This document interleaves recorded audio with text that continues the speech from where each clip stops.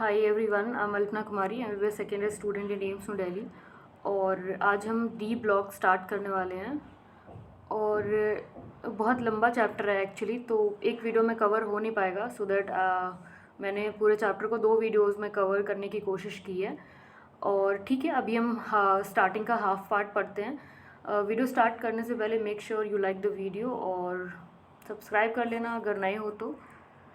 Start करते हैं। Starting में बहुत ज़्यादा कुछ खास नहीं दिया है, बहुत ही general awareness, general understanding of inorganic chemistry and periodic table, उतनी चीज़ें दी हैं। But still let's repeat the same. और क्या दिया है यहाँ पे, जो ग्रुप 12th के मेंबर हैं, जिंक, कैडमियम और मरकरी, उनको ट्रांजिशन एलिमेंट, ट्रांजिशन मेटल्स नहीं माना जाता है, क्योंकि उनके नॉर्मल मतलब नेचुरल स्टेट और ऑक्सीडेशन स्टेट में, दोनों में ही, ग्राउंड स्टेट में भी और ऑक्सीडेशन स्टेट्स में, सब में ही फुली फिल्ड कॉन्फ़िगरेशन होता है। तो जब इलेक्ट्रॉन है ही नहीं एक्साइट होने को, आने को या जाने को, तो उनको मतलब लाइक एबल नहीं है इलेक्ट्रॉन आने को या भेजने को, तो फिर वो मतलब ट्रांजिशन मेटल्स की कैटेगरी में नहीं आएगा। ठीक है, अब ट्रांजिशन एलिमेंट स्टार्ट करते हैं। इन्होंने क्या लिख रखा है, कॉपर और क्रोमियम का यार जो इलेक्ट्रॉनिक कन्फिगरेशन है ना, वो थोड़ा सा यूनिक है। और हमें सबको पता है कि वो जनरली जो रूल होता है उससे हट के इसमें इलेक्ट्रॉन फिल करे गए हैं। तो 3d5 4s1 और 3d9 इसी तरीके से 3d10 4s1 उधर आ जाता है कॉपर में। तो ये तो आपको पता होगा पीरियडिक टेबल से, तो यहाँ पे उतना ज़्यादा नहीं है। अगेन ये they are not regarded as transition elements. और इधर भी कुछ खास नहीं दिया है। क्या लिखा है, on what ground can you say that scandium is a transition element but zinc is not. So answer is on the basis of incompletely field 3d orbital in case of scandium atom in its ground state. It is regarded as transition elements. On the other hand, zinc atom has completely filled d orbital in its ground state as well as in its oxidized state, hence is not regarded as transition element. इतना वही सब चीज़ें हैं। Silver atom has completely field D orbital in its ground state.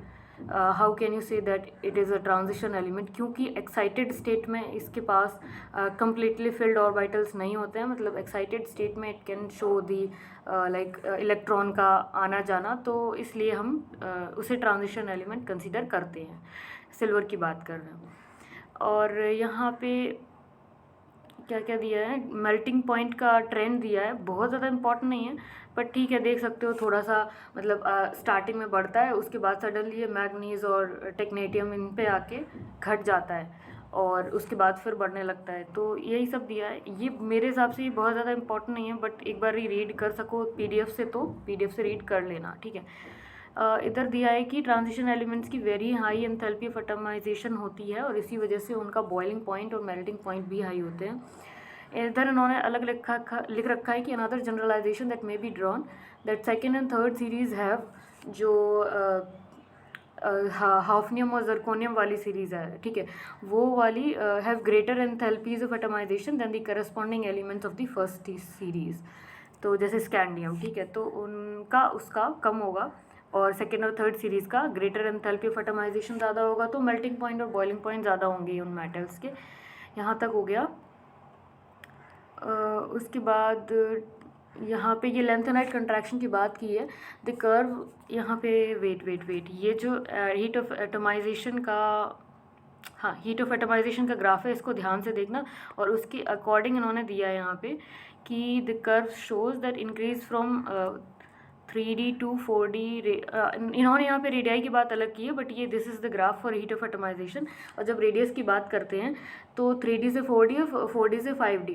तो जो second series of the element का जो radius है वो थर्ड सीरीज़ के यानी 5d वाले से मैच कर जाता है। रेडियस वैसे डाउन द ग्रुप बढ़नी चाहिए, बट 4d और 5d का इक्वल हो जाता है ऑलमोस्ट, बट 3d से तो ज़्यादा ही रहता है। तो उसका रीज़न यहाँ पे लिख रखा है कि filling of 4f before 5d orbital result in a regular decrease in atomic radii called lanthanide contraction.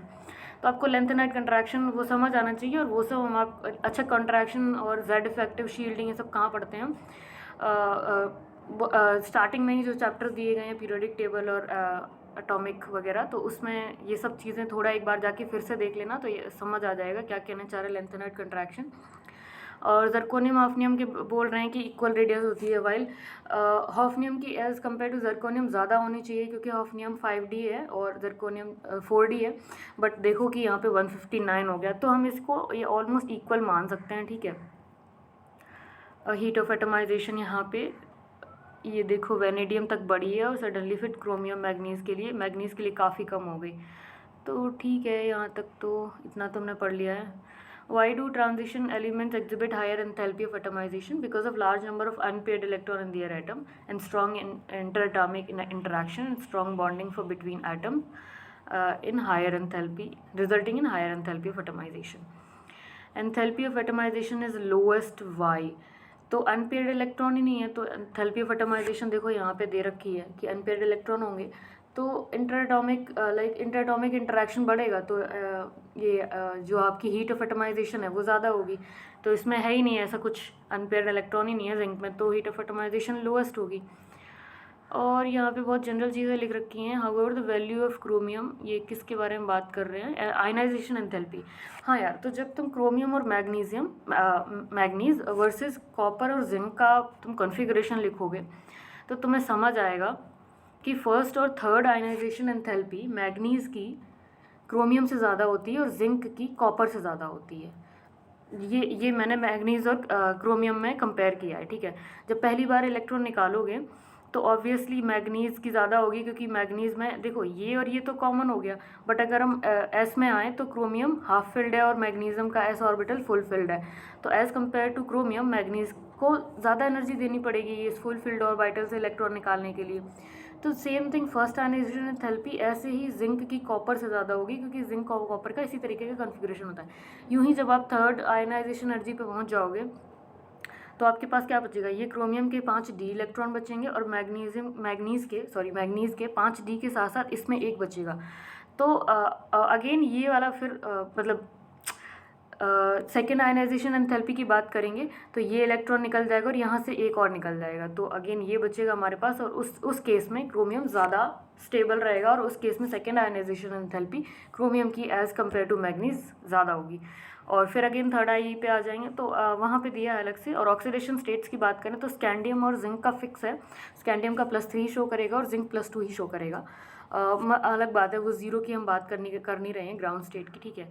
और स्टेबल ऑक्सीडेशन स्टेट देख लेना, क्रोमियम की +3 +6 होती है, मैग्नीज की +2 +7 होती है, आयरन की हमें पता है +2 +3, कोबाल्ट की पता है +2 +3, निकल की +2 पता है और कॉपर की +2 होती है, more stable as compared to +1। उसके बाद क्या लिखा है? At the other end only oxidation state of zinc is +2, no d electron are involve. अलग अलग चीज़ें दी हैं यहाँ पे, पढ़ सकते हो, बहुत ज़्यादा इंपॉर्टेंट, बहुत हाई फाई चीज़ें नहीं दी हैं। ऐसा नहीं है कि पर्टिकुलर डी ब्लॉक के लिए इंपॉर्टेंट है, ये जनरल चीज़ें आपने पहले भी पढ़ी होंगी। So I am not going to read this all, मैं मेन चीज़ें बताती हूँ। पी ब्लॉक में lower oxidation states are favoured by heavier element, ठीक है, वो इनर्ट पेयर इफेक्ट लगता है तो दो का अंतर आता जाता है। लेकिन यहाँ पे क्या होता है कि जो लोअर ऑक्सीडेशन, जो हायर ऑक्सीडेशन स्टेट है वो लोअर एलिमेंट में ज़्यादा अच्छे से स्टेबल रहेगी। तो जैसे हम 6 ऑक्सीडेशन स्टेट्स की बात करें तो हमारे पास है मॉलिब्डेनम, टंगस्टन और क्रोमियम।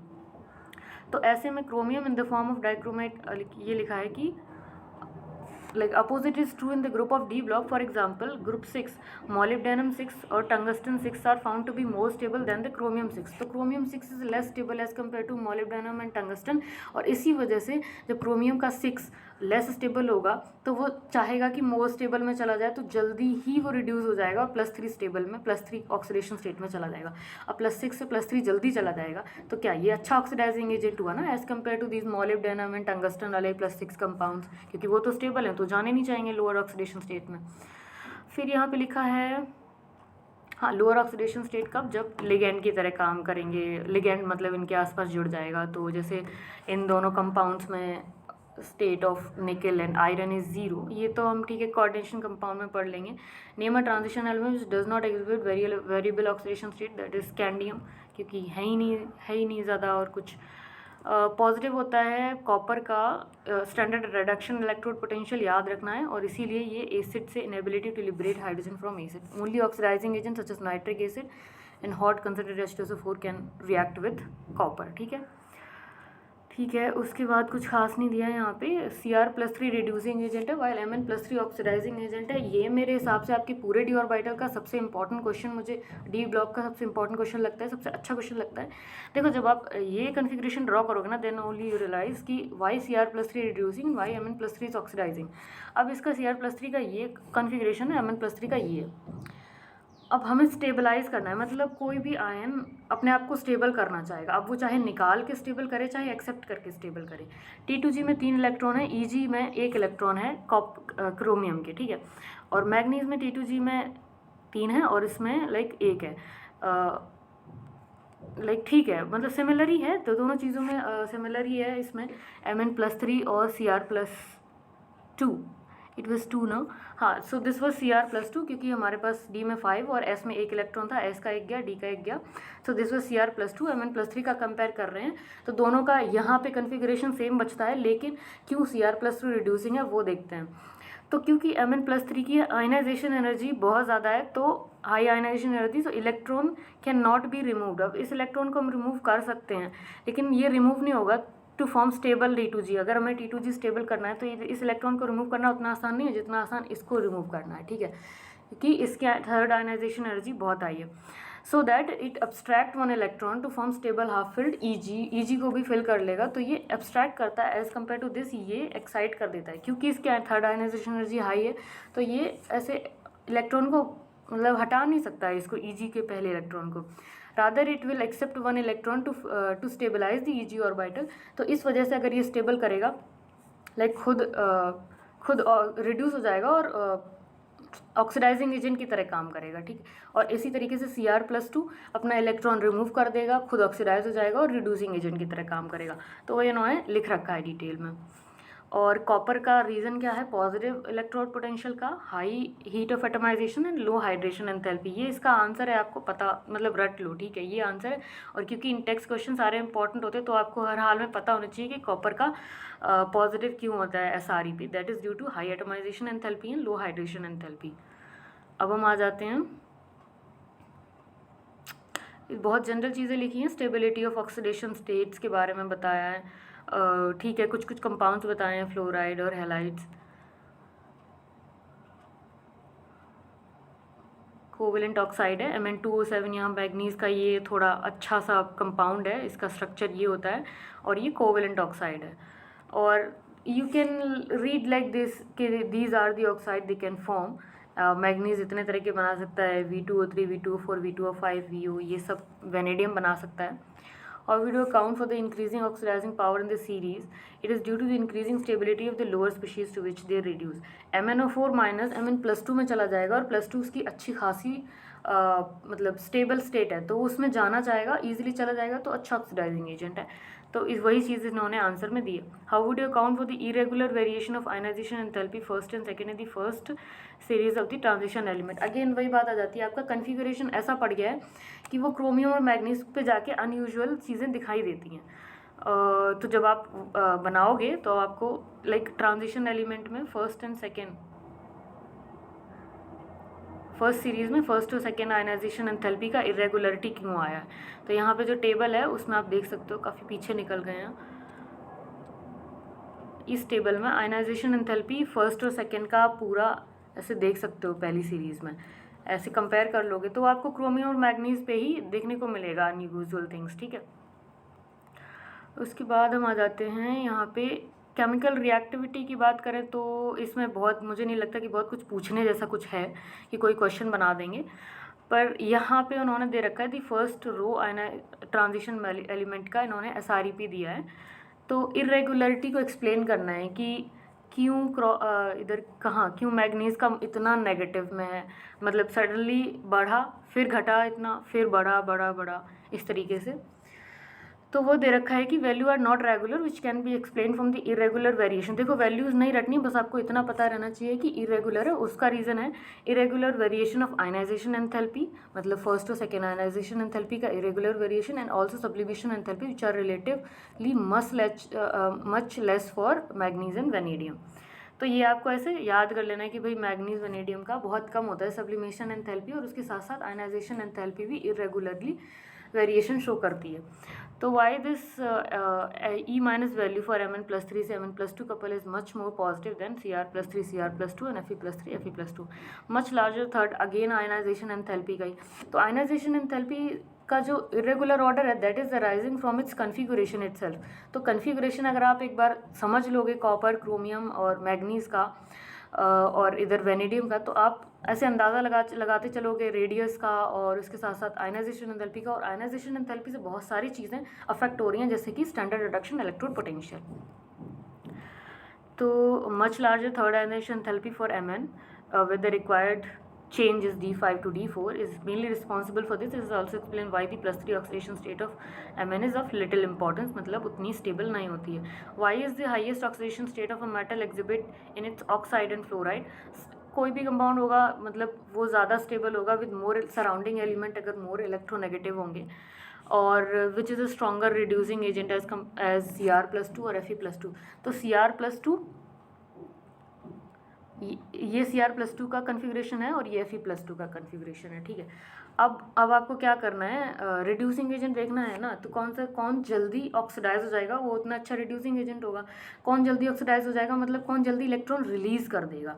तो अगर हमने इसका एक इलेक्ट्रॉन निकाला तो T2G का half filled, like T2G half filled हैं सारे T2G, और इसके T2G और Eg सारे half filled, overall d orbital half filled है। तो आपको क्या लगता है ये मोर स्टेबल हुआ ना, तो ये जल्दी ही इसमें कन्वर्ट हो जाएगा। So stronger reducing agent is Fe+2। और मैग्नेटिक प्रॉपर्टीज इसका फॉर्मूला Nn+2 क्या लिखा है, substance which are attracted very strongly are said to be ferromagnetic. In fact ferromagnetism extreme form of paramagnetism. FeCO Ni ferromagnetic, याद कर लेना, ये कहीं दिए हैं, एक दो जगह दिए हैं, एक दो चैप्टर में दिए हैं, और ये उसका फॉर्मूला है, ठीक है। एक आ सकता है क्वेश्चन, याद कर सकते हो इस तरीके से कैसे निकाला जाता है। और यहाँ पे कुछ कलर्स यार याद करने पड़ेंगे क्योंकि आपको ऐसे टाइट्रेशन में हेल्प करते हैं। आपको पता चलता है कि भाई हाँ ये कलर आया तो ये पर्टिकुलर कंपाउंड हो सकता है। Mn+2 का पिंक, Fe+3 का येलो, Fe+2 का ग्रीन, कॉपर+2 का ब्लू, इतना तो याद ही कर लेना। और Zn+2 कलरलेस होगा ही क्योंकि सारे इलेक्ट्रॉन इधर पेयर्ड है, ठीक है। और क्यों transition metals are and their compounds are known for their catalytic activity, क्यों? क्योंकि they have ability to adopt multiple oxidation states to form complexes. तो ठीक है, finally divide iron in Haber's process, nickel in catalytic hydrogenation and all, ये सब दिया है, ठीक है। अब आ जाते हैं इंटरस्टिशियल कंपाउंड्स। तो जो छोटे छोटे स्मॉल एटम्स होते हैं हाइड्रोजन, कार्बन, नाइट्रोजन के, उनको ये अपने लैटिस में स्टोर करा लेते हैं और नॉन स्टोइकोमेट्रिक कंपाउंड बनता है ये Mn4n, Fe3H, VH0.56 इस तरीके से। लेकिन इसमें सबसे ज़्यादा इंपॉर्टेंट जो चीज़ है वो है they are neither typically ionic nor covalent. और इंटरस्टिशियल कंपाउंड कहते हैं, चार बहुत इंपॉर्टेंट खासियत है, कभी भी पूछ सकता है नीट के एग्जाम में।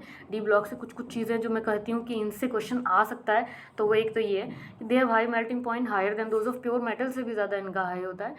वेरी हार्ड, सम कुछ बोराइड्स जो है ना उनका नेचर डायमंड्स किससे मैच करने लगता है, इतनी हार्डनेस होती है बोराइड्स की। तो जब बोरॉन इनके में फिट हो जाता है इनके लैटिस में तो वो बोराइड्स कहलाते हैं। They retain metallic conductivity, conduction कर सकते हैं, केमिकली इनर्ट होते हैं, रिएक्ट नहीं करते हैं, ठीक है। चार चीज़ें याद रखनी है बिल्कुल। अलॉय ब्रास का याद रखना, कॉपर जिंक है, ब्रॉन्ज का कॉपर टिन है, कैसे भी याद रखो भाई, याद तो रखना पड़ेगा, ठीक है। डिस्प्रपोर्शनेशन मीन्स का मतलब वही है कि कोई एक अनस्टेबल ऑक्सीडेशन स्टेट अपनी more stable less and more stable higher oxidation state दोनों में चला जाए। Why copper plus ion is not stable in aqueous solution, undergo disproportionation in aqueous solution. यहाँ तक हमें पता चल गया। और अब हम नेक्स्ट वीडियो में oxide and oxo anions of metal पढ़ेंगे, और मुझे लगता है कि इससे ज़्यादा इंपॉर्टेंट फिर आपका पार्ट 2 पड़ जाएगा क्योंकि उससे क्वेश्चन बनने के चांसेस काफ़ी रहेंगे, ठीक है।